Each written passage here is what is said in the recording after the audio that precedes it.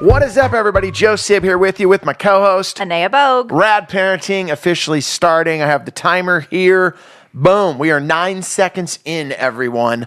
I want to let you guys know, next week's show, I'm super excited about it because I talked about it last week. Anea has been out on the road. You were up Northern California for 4 days, and you were doing a sexual assault prevention seminar, events where you were speaking to parents, teenagers. Yeah, parents, teenagers, and teachers. All separate presentations, okay. yes. Okay, because one of the things that you told me, the statistics, sexual assault almost as even now as what's going on in college in high school. College, and so just to give you how important this is, current stats, which we know are much lower than what is real because the rate of report is so low for sexual assault crimes, is 1 in 5 girls or young women in college, 1 in 6 girls in high school will be sexually assaulted during their time in high school. The numbers are significantly lower, but not boys also become victims of sexual assault.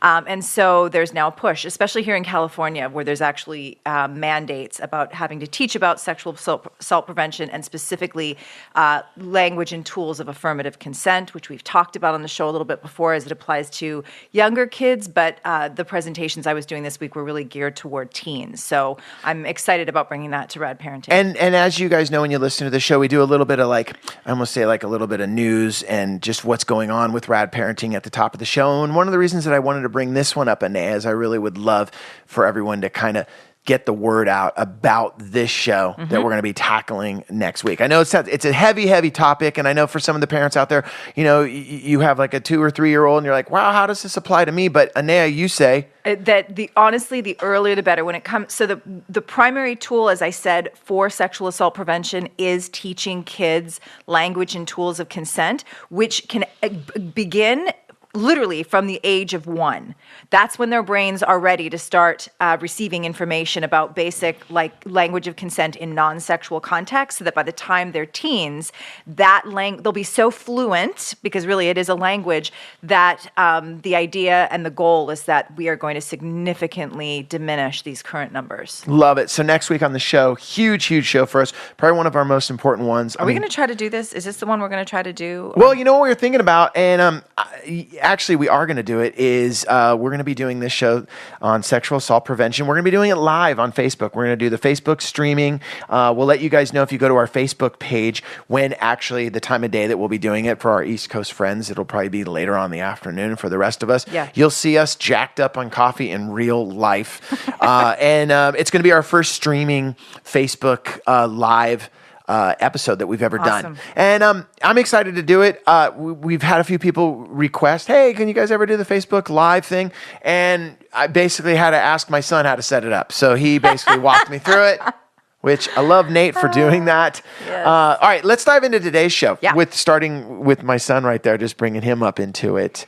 I want to do today's episode on the battle every night over the same 3 things. It's the same 3 topics. You ready for this? I'll even put them in order. Hey, bro, you got to take a shower. Pushback. Hey, bro, you got to do your homework. Pushback.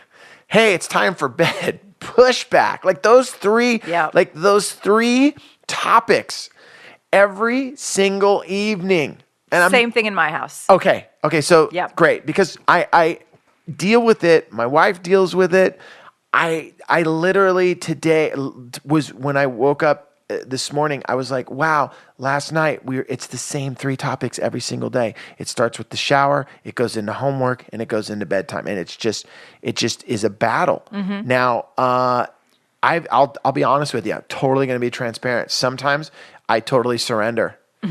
I think there's been sometimes I'll say dude, to my son, when was the last time you took a shower? And I'll be like, wow, there was a different season going on. I think maybe when you certainly smells like it, darling. And so today's show, I wanted to dive into, how can you have this battle cease, and I just want to get to the point. How can you just make these things happen? How can the shower happen without the 3-hour, or not the 3-hour, but the 2-hour battle? Ooh, And then how can you sit down at homework and then hey, it's time to go to bed, and it just finally all goes into place. And for the parents out there with young kids, I know you guys are dealing with it, and like I said, I got a 12-year-old and I'm still dealing with it. Right. With my daughter, she's taking showers, constantly. Multiple. We'd like to her to shower a little less because our I get bill is out the of water control. bill and it's insane. Yeah. I'm like, hey, can we less showers for you? Yeah. So today's show, the battleground of the shower, the homework, and going to bed. Yep. And let's just start with I'm gonna paint a picture, and then I want you to dive in. Okay. And I will be quiet. All right. I know a lot of parents out there. You get up in the morning. You get out the front door, say 7 a.m. Take your son or daughter or both of them to school, right? You head to work. You the after school, they got to do some maybe after school program, right? Because parents got to work. And then by the time you swing by and pick them up now, you're picking up, 5:30? You're rolling home. This is the first time they've walked through the front door since they left when it was 7 a.m. And then boom, you're starting in with showers, homework, bedtime. Yeah. How I can understand the pushback from a kid with I just got in the front door, man. Can I just have a moment to myself? So there you go. That's my setup right there for you. How do we handle this? Okay, so do you have to cough? Do you want to just get I don't know. I think I'll be okay. Okay. I may just keep clearing my throat. Okay. So first of all, I want to just remind us, because sometimes we forget, as strange as this statement may sound to some, I think sometimes we forget that our children are human beings. And they're young human beings who have certain inclinations. Like if you read the 4 Agreements, it talks early on about the domestication of our children. That's kind of the first phase they go through when they arrive on the planet. And so some of the pushback is just absolutely about I don't want to do that. And I've been told what to do all day long, and I don't want any more people telling me what to do or how to schedule my time. I've been at school, I've been at daycare, Right. Everyone's telling me where I got to go, how I got to stand, when to talk, when not to talk, wash my hands, did you do this, did you do that? So finally there is just give me a second. That's right. And so I think we have to be a little bit not only compassionate to that, but we have to take a look at how much we are scheduling them to basically, it's almost like we're either running so quickly and with such packed schedules as adults that we then need to kind of give our kids these parallel packed schedules to make everything work, because what would happen if they have downtime when you don't or whatever? So I think we have to really sort of look at this holistically to some degree about making sure that downtime is, we recognize that it's important, and B, that we actually make room for it. So with that said, when our kids come home after being in school for 6, 8, 10 hours, if there was, aftercare or whatever while we're at school or while we're at work, then when they come home, they don't want to immediately start their version of work again by, say, doing their homework. But I never thought of it that way. Yeah, it's like their workday is continuing. Totally. Never thought of it that way. So some of it, I think, is we have to look at our approach to education, and we've talked a little bit about this on the show before, about really what is the value of having 3 hours of homework or even an hour of homework when they've already been in school all day, depending on their age. And so I think we need to look at that, and when we're seeing from the time that they're early that there's a ton of pushback with something like homework, that we need to look and go, okay, wait, do I have my kid, if in fact we have the luxury of an option, do I have them in a school where there seems to be room for the balance of academics all day and then more for this social episode time? right now, I want to speak to our friends out there that are like, hey, wish I had that luxury, but Right. no, my kid's getting sent home with an hour's worth of homework regardless. And that is the norm. Yeah. So that There seems you go. fair. So So if they you walk have in it the any front- different than that, you are doing, you're lucky. Yeah. It is a luxury. Yeah. So let's they go down walk that road. in, and I think, some of this has to be, again, because they're human beings with their own unique personalities, I think it's always good, a good response to their natural inclination to be like, oh my gosh, I feel like one more person is telling me how I need to move through the world, is to give them choices. So you could say something like, okay, so it looks like you have about an hour of homework, right? If that, and usually in the lower grades, teachers will say, expect your third grade child to have, an hour or so of homework each night. So you might say to your child, okay, well, you do have a choice here. This hour of homework needs to be done because that's part of your job. In my house, we talk a lot, and we've always done this with both girls, is school is your job. We go to work, you go to work, and we sort of function on this work hard, play hard approach to life. And so I would say to my daughter, okay, you've got about an hour of homework. You have a choice. You can take 30 minutes or an hour right now to have a little downtime. You want to have a snack, you want to play in your room, but let's set a timer together for 1 hour or 30 minutes or whatever you agree upon. And then you're going to sit down with no argument and do your homework. And the other alternative, of course, is what works for me.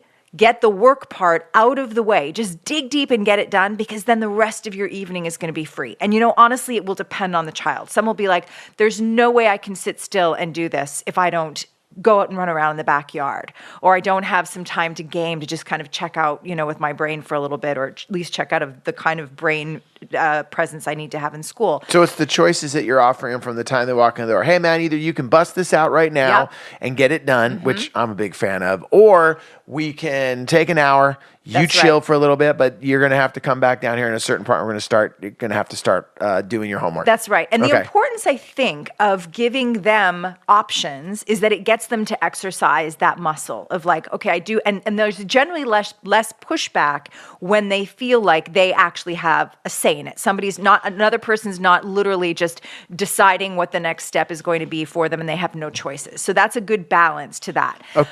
And the thing I was going to say was, do you feel that the word reward would kind of fit in that title, in the sense of like, hey, if you do your homework, the reward is you got the rest of the evening to do whatever you want? Yeah, I would put it in that context, but I would be more inclined to say, what works for me, like speaking of myself to my child, is I like to decide what is the thing that I'm going to get to do, or that I'm going to do for myself on the other side of this, that's going to make it feel like, I finished the race, like I'm done and now I get to do something nice for myself.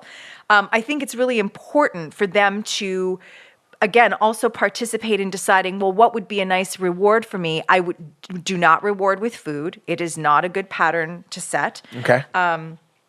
So you can't go for the, hey man, you bust this out. Here's a candy. Yeah. Here's a just encouraging. So you're not supposed to bad do that? habits. I wouldn't. Okay. I personally wouldn't. I'm writing that down. Okay.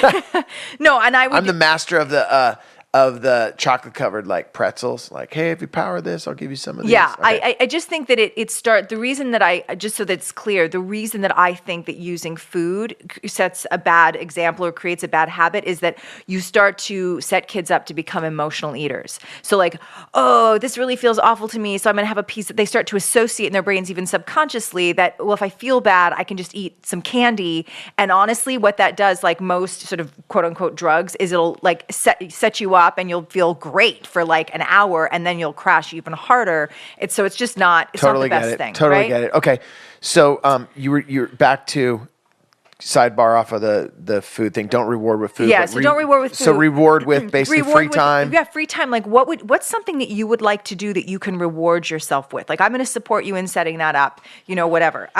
The other thing is, and this is just what we do in my house, and this is not necessarily like you have to see what works for your particular kid, but because we always draw the parallel for our girls around school and work, with my youngest, what really started to get her on track was we would pay her an allowance of sort for every day that she finished her homework. So it went like this. She had a little chart on the fridge that she could see for each day. And when she finished her homework, she would have to come and have me or, have another adult in the house sign off on it. And then we would initial that. And at the end of the week, however many days and it wasn't just completing her homework, it was completing her homework without a big ordeal, without the complaining and all of that, just getting it done. And then at the end of the week, she would have earned herself $2 a day, which for an 8-year-old is like, oh my gosh, I made $8. Like, that's huge to her. And she starts to draw the correlation between working hard and then having money, which will give me the opportunity to go out there and make choices about how I spend said money. Okay, I love what you just said, and I think it's really important that we sidebar for just 1 second for all our parents out there. When you described this chart that's on the refrigerator, I'm going to tell you guys right now from personal experience, when we learned in our household to design some sort of chart, whether it was for homework or whether it's been for chores. For our house, we never did the homework chart, but we did do the chores chart. Whenever my son or daughter would see something that was on the refrigerator or over, in the eating area, and visually could see it, game changer. Yeah. And I always was like, that's not really going to make a difference. And Karen was like, no, let's write this out. When they see it, they'll actually do it. And I'm like, no, they're not. And sure enough, really important, you guys. I wasn't a fan of it. I think, no one's going to look at that. And all of a sudden I started seeing what was supposed to be done each and every day because they visually saw it. That's right. It's like an overt acknowledgement of like appreciation, of progress, of, here's what I'm working toward. All of those little, I call them brain prompts that help certainly your child, but also as a family, you sort of staying on track with this commitment that you're making. All right. I love it. Got to give a shout out to everyone on a Stairmaster that's on a jog. You're 15 minutes into your run right now. Yeah. I love that. I love that. You're 15 minutes into it. You're doing great. Keep going. Yeah, there you go. Okay. I want to move along to now do you ever feel that you do not have enough time in the day to do what you're supposed to get done? You're going to work. You're maybe trying to hit the gym, but you forgot that, I got to pick so-and-so up from daycare. I got to get my dad over to his doctor's appointment. I wanted to pick up the house before I left. Wow, check it out. How am I going to get everything done? Well, I'm going to tell you right now. Go to care.com. Care.com. Care.com is the world's largest digital marketplace for finding and managing family care. That is right. Family care needs can be unpredictable. You got sick kids. You need someone to stay home. Man, both parents are out there trying to make a living. Your kids get sick. Who's going to stay home? Who's going to miss out on that cash? Now you go to care.com and they'll have someone for you that can look after your kids. Don't stress your life away. Seriously, most working parents worry about their kids every minute of the day. You're more at ease and more focused when you know your kids or your parents or even your pets are well cared for. Best part is this, care.com provides access to a variety of background check options you can purchase to help make sure that you're making the best hiring decision. That's my favorite part right there. They're letting you know there's a million different things for you to check out on the background check options so you know who's going to be there with your kids or with your parents or with your pet taking care of the situation. Care.com. Check it out now. If you go to care.com right now, you ready for this? To save 30% off care.com premium membership, visit care.com/rad parenting when you subscribe, and you're going to get 30% off. Like I said, the world's moving a million miles an hour. You just want to take care of your kids and all the responsibilities. Let care.com help. First battle. Yeah. Okay. And it feels like everyone won. I don't want to say parents won. Yeah, but that is the idea. The idea is there's a way to do this so everybody wins. There wasn't a blowout. Okay. Yeah. Okay, how are you going to get the shower to happen? Oh, boy. Or the wind down for bedtime? Yeah. I finished my homework, Mom. Yeah. I thought you said, hey, no, it was work going to be hard. my time. Now you're telling me to have a shower. Yeah. Totally. And this is a big one in my house. We're always just like, what is the big deal? And the bedtime is even bigger quandary. But anyway, so with the shower, again, I think it is primarily that have to, like, oh my gosh, like yet another thing that I have to do. So here, I'm going to say a few things. Number one, those of you who are listening, who have little children, let me tell you as from experience with my own children, as well as the, numerous parents and teens that I work with, those who learn early on and have sort of structure, like a routine, a daily routine, generally do better. They do better. They do better with adding things as they get older. And you have an opportunity to create a routine when they're younger of like every night, this is part of our wind down. We're going to have a warm shower. We're going to have a warm bath. And, I would personally, and I do whenever I can, like make little perks, like throw the towel in the dryer. Cause some of it is the pushback of somebody's telling me what to do. And another part of it is like, I don't want to get out of the shower and then be standing there and I'm so cold. Like that's my daughter's big complaint. I hate it that I'm standing here cold and blah, blah, blah. So I answer that with whenever I can with like, say, putting a towel in the dryer and in some way making it more interesting or special or like, oh, that's a problem. We're going to figure out a solution so that you have one less reason to push back about the shower. Yeah. And then I would also do things like, but you're a big girl and this is part of you taking care of yourself. Like that would start at about what age? As early as possible. Like in terms of like I would start it like when they're little. Wow, that's a loud siren. I wonder if it's picking up. Yeah. A siren just went by, guys. Everything's fine. Everything's fine. We're okay. Okay. So when they're little, what I'm initially saying is that if there's a routine where every single night around the same time is their bath time, because when they're little, we're typically bathing them. And then as they get older, I would like my youngest is 8. And so what worked with her was A, routine, and B, making it a thing that I really praised her for. Like, oh my gosh, you're such a big girl, taking your own shower, this is really great. But it does not happen every night. And that I can't even imagine what a battle that would be to have her like showering every single night. But she's 8. There's going to be a time in the not too distant future. And this is what you're talking about with your son. Yeah, I was going to say. Please, for everybody's sake, please get in the shower. Yeah. He's a 12-year-old boy. He plays a lot of sports. Yeah. I get it. He's tired. He comes home. He kind of has his routine of what he wants to do. And then when we get to the shower aspect of it, the thing I will say is this. Every time the dude gets in the shower, he's in there singing. It's like he's good once he gets there. He turns into like Elton John or Sinatra, and he's just in there singing, and he has the best, and he comes down, and you can tell he's relaxed, and he's like, "You guys were right." Yeah, exactly. I feel so better. sometimes it just means reminding them of that. I've also used the approach of let's see how quickly. If this is something you don't want to do. Because this is a big, this applies to all three of them. If this is something you really don't want to do, instead of expending all of this precious time and energy walking around here complaining about it, why not challenge yourself to get it done as quickly as you can?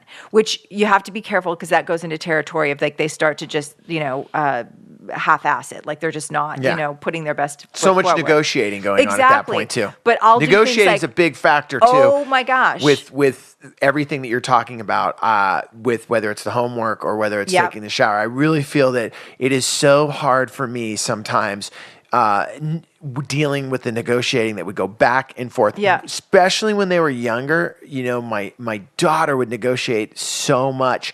It was like dealing with a lawyer. Yep. Like she would have almost points. Like, I'll do this, but you have to do that. And if you do this, then it was just, it was crazy. And you're like, I don't think I have the stamina for this. Like, okay, whatever. And then all of a sudden you surrender. Yes. You surrender. Yes. So for mom and dad out there that have ever just surrendered, and obviously we're talking about the parents out there with the younger kids, man, I get it. Don't feel bad if you start waving the white flag once in a while. Yes. And you're like, you know what? Okay, homework's not getting done and you're not taking a shower. Okay. Good for you, because I'm out, and I want to say that because especially with doing this show, as much as Anea and I would both love to say that we've never surrendered, I have had that white flag in my back pocket so many times. I don't reach for it. You stop reaching for it. Obviously, when you learn these kind of tricks of the trade, I almost would say. I want to move on because I want to hit you up with something at the end of this one. I want to move on with, okay, we've gotten the homework done. We've gotten the shower taken or the bath taken. Yeah. And then all of a sudden it's, we're rolling into bedtime. Bedtime, right. And I'll be there in 1 second. I just want to watch this. As the kids get older, I just got to, text so-and-so. I got to do this. I got to do that. All right, guys. And in our household, whenever I want someone to do something, I literally start an hour before. I'm like, hey guys, it's time to go to bed. Hey, we're going to be going to bed. It's a great approach. And I'm just saying it, and I'm just saying it, and I'm saying it. Okay, finally you get to the time. With the younger ones, and I would say with my kids now, they are tired, so they like, I'm tired, I want to go to bed. Right. Okay, with the younger ones, for our parents right there. Yeah. What do you mean? Okay. It's my time now. I'm talking about the kids 5, 6, 7. Yeah. Well, yeah. I mean, I have an 8-year-old. Yeah, you have an 8-year-old, so you know. Okay, what's that? This is great. So, Wow. Okay. So a few things you already kind of touched on a number of them. One, lots of lead time. Two, I would say it's really important. So for in my house, it has always been the case, and I think this is frequently the case with a set of parents. Again, if you have the luxury of parenting with a partner, and that it's lovely when you do, I am like Mary Poppins in the morning, and at night I am, I don't know, Cruella de Vil. Like it's just not, it's Yeah, not I've noticed pretty. that because sometimes I'll text you at night and it takes forever to get an answer from you. And then in the morning, like this morning, you text. I was on it. You're here now. Yeah. And you said, "Hey, we're supposed to track at 10 a.m." You say, "Hey, come up at 9. Yeah. I need to know now." And I was literally looking at the phone, and it was 6:30 when you sent that to me, and I was like, "Wow, man, she's been up for a while." Okay. So in the morning, what I'm saying is that I am the better of the two of us to be taking on the morning routine because I can be upbeat. I've got lots of energy and patience, and I'm going to pull everybody else into that yumminess. At night, my short fuse, because I'm just done. I'm not a night person. Then that would be when my husband would take over because he was much better in the evening than he was during the day. And so it was a nice way for us to sort of tag team, if you will. So if you have that opportunity or that luxury, that's a great approach, is put the parent in the lead position who is best equipped. And maybe it's a day-to-day thing, maybe it's evening, morning thing, whatever. So whoever at that point is going to be the lead parent, that's lead right. partner, is going to be the one that, hey, I'm better in the evening. Yeah. Okay, got it. Okay, exactly. So you're taking on bedtime, great. and the other parent's taking on getting the kids out of the house in the morning. Blah blah blah. Got it. So and then I already said lots of lead time. So the other thing is, remember from our past shows on sleep time, it's really, really critical, especially with the young ones, to get them in that mode before they cross that threshold and they have that boost of cortisol again, which is essentially the second wind. So really watch your kids and see what works for them. And for, in that young group, I have to, with my daughter, if she is not in bed by like between 8:30 and 9, things start to go sideways. So timing is everything. Enough time, enough lead time so it doesn't become frantic and just crazy. Timers are a big factor because when kids have a hard time with their sense of time, and so if you just say, okay, let's together set a timer that they can check on and see and be like, so you have this much time, and I think it's always good to front load it and say, okay, so why don't you get your jammies on really quickly and brush your teeth and be fully ready for bed, and then if you want to take 15 minutes before lights out to read a book, to, my daughter's now writing in a journal, but something that, can involve play, but is definitely sort of more wind down play. That's another good way to make them feel like, oh, I have a say in how this is happening. And so the pushback factor can be diminished by doing that. Does that make sense? No, it totally makes sense. Okay. Big fan of timers too. Yes. Anyone that has an iPhone or anyone that has a phone now, because you have a timer on it. It's like putting something in print. Like we're not arguing with the clock. The clock says, it's whatever, 8:45 or it's 7:30 or whatever it is. And so that's it. And you've had lots of time to see how you want to manage the last hour before you go to bed. And again, I'm going to say for those of you who have young kids, the more that you create this routine from the time they're young, the easier that it will be when they start getting to that point where they're much better at like pushing back and challenging you and all of that, because their bodies will be wired for it, and just their sense of the way their days look will be already in place. Yeah, absolutely. I love how we touched today on all three battles that I've dealt with in my house. Sounds like you've dealt with in your house. Somewhere where parents listening have as well. The recap, of course, the homework battle. I love the time before. Hey, you got some time, because the way that I have to look at it is they've just come home from work and I'm essentially telling them to go right back to work. Yep. And I know that I don't like that when I come home. Hey, you've got these list of things you got to do. Nightmare.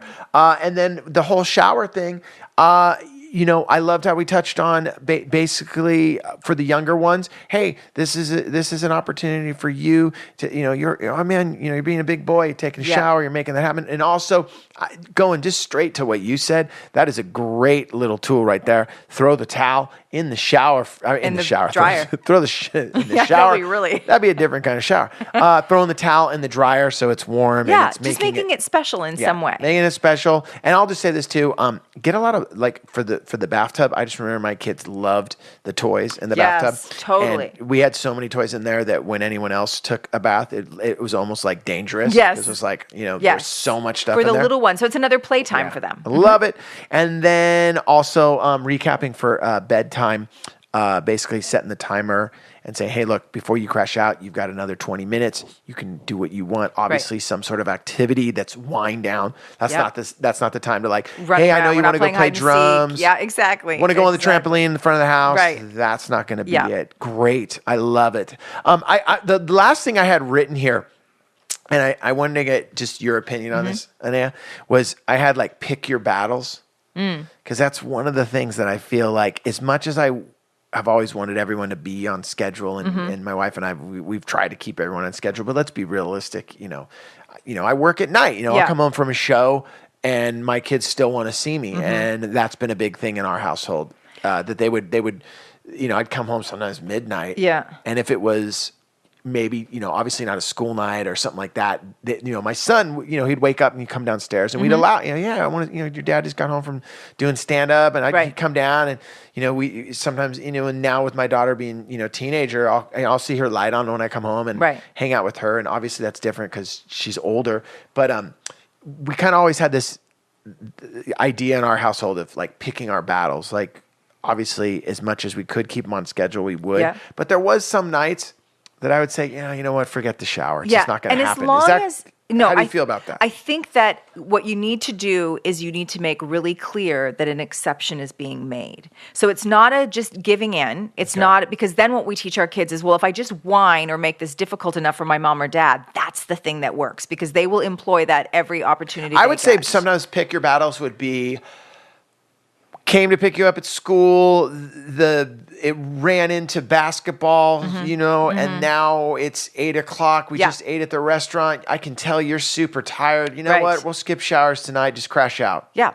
For sure. And then you could even just there wasn't a pushback on there, and it was me basically saying, you know what, just crash out. Yeah. No, I think that for sure if you get, pushback in those moments, I think that you should always have a get out of jail free card, but it should just be seen as something that every now and then, if circumstance dictates, there's of course going to be an exception to the rule, but here's what we do most of the time, and really just use those when you absolutely have to. But not giving in when it's, I don't want to take a shower, and the fighting and the battle happens. Yes. Which was the germ of this whole episode. In the middle of battle, mom, dad just waves the flag and says, all right, great, you don't have to do it. That's what you're saying, avoid. That's right. Okay, great. Yep. Great. I love it. Hey, I want to thank everyone always for listening to the show. One more time, next week, we are going to be having our sexual assault prevention show, and it's a huge show. We're going to be doing it live on Facebook.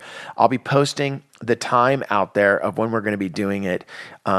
It'll when we're going to be doing the show, but also if you guys want a direct text from us, I think this is the best way to do it. And we've been doing this texting where you text the word parenting to 313131, and we're getting a huge list of people interested in what we're doing here at Rad Parenting. And this will be the way that we will let you guys know when we're going to be doing this live sexual assault prevention episode on Rad Parenting. So just text the word parenting to 313131, and then we will text you back the time of when we will be doing it. Give us a little bit of leeway from when you hear this this week to get you guys that date, because a couple of people have said, hey, I text you guys and I haven't gotten anything back yet, and that's just because I'm lagging. I'll just totally be honest with you, because we're building the studio. Yeah, we're going on. Going through the emails, getting everything going on. With all that said, any questions you guys have with Rad Parenting, please always send them to radparenting@gmail.com. And once again, text parenting to 313131, and we will give you information on next week's show as well as all of the other shows. And for everyone out there that's been sitting in their car battling traffic on your way home, you're 31 minutes into it. Hopefully you're home. For the people that are running, because I'm a runner and I listen to podcasts, 30 minutes jogging, say stop. You're stoked. You're done. Anyone riding a bike or something like that, 30 minutes, you got to go another 30 minutes. So find another podcast. And for everyone else, thank you so much for listening to Rad Parenting. We appreciate it. My name is Joe Sib. And Anea Boak. And we are out of here. Late.